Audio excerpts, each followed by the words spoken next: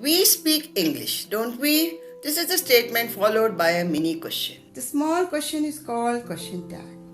A question tag is a special construction in English. We use tag questions to ask for confirmation. They mean something like, is that right? Or, do you agree? They are very common in English. Hello, good day to all. I am Padma. In this video, I am explaining about what is question tags with examples. In grammar, a question tag is a very short clause at the end of a statement which changes the statement into a question. For example, he said half price, didn't he? The words didn't he are a question tag. There are 4 types of question tags. These question tags are used in a number of ways: negative or positive, with or without auxiliary verb, with modal verb, etc. Now, let me tell what is the formula to make question tags. Forming question tags is very easy. Remember that the question tag uses the auxiliary verb in the opposite form of sentence itself. In other words, if the sentence is positive, the question tag takes the negative form of the auxiliary verb. If the sentence is negative, the question tag employs a positive form. Look at this conversation between 2 friends. Jay, it's hot today, isn't it? Vijay, yes, but it was hotter yesterday, wasn't it? Jay, yes, you are on holiday, aren't you? Vijay, yes, I am going to Shimla tomorrow.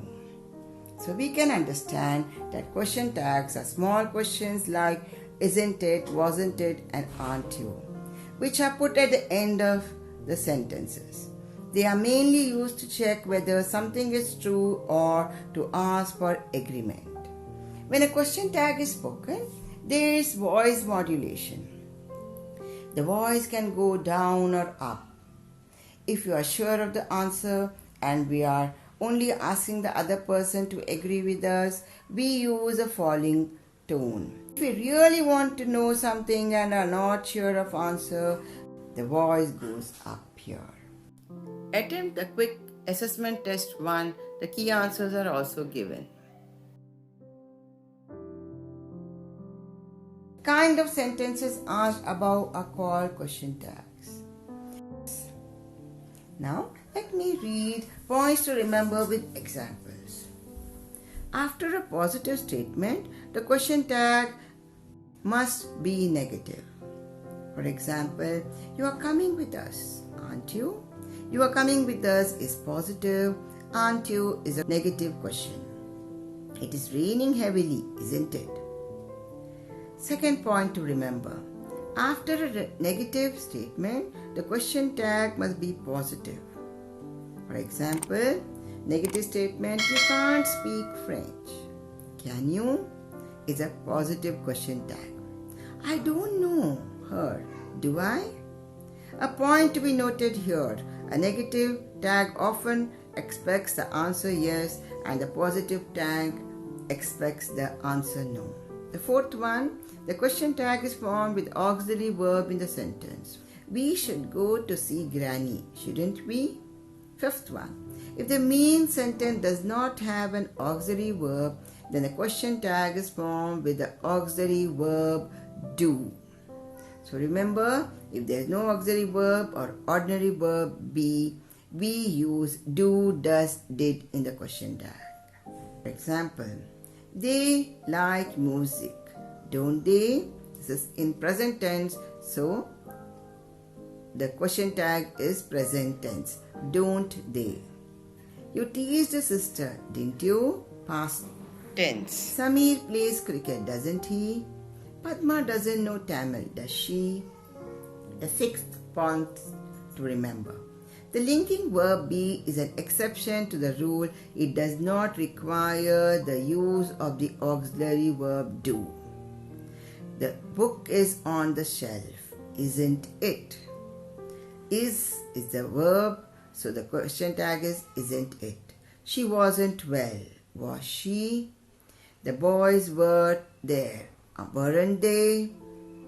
Seventh point. The subject of the statements is repeated in the question tag. If it is a noun, it is repeated in its pronoun form. Suresh has come, hasn't he? Anil is doing well, isn't he? Eighth point. If there is an auxiliary verb or ordinary verb, be, like am, is, are, was, were, it is repeated in the question tag.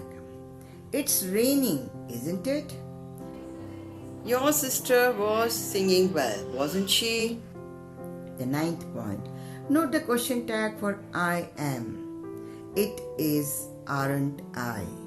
I am taller than you, aren't I? I am sitting in the corner, aren't I? We can use there as a subject in question tags. There is some water, isn't there? There were lots of men at the fun fair, weren't they? 11th point to be noted. We use they in tags after somebody, someone, everyone, everybody, and nobody. For example, somebody forgot to lock the door, didn't they? Everybody is here, aren't they? No one phoned for me, did they?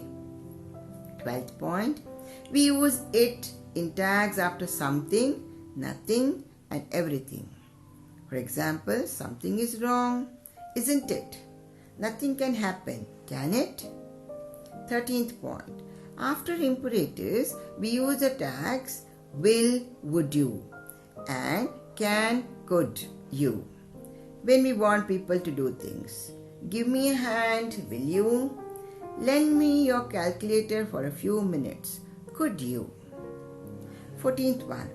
After a negative imperative, we use will you. Example, don't be late. Will you? Don't go out. Will you?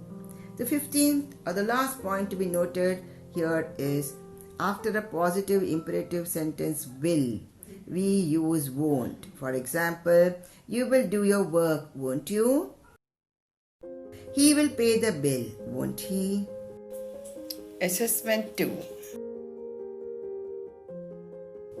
Thank you all. Hope it was good. Try to answer the questions by adding question tags given below.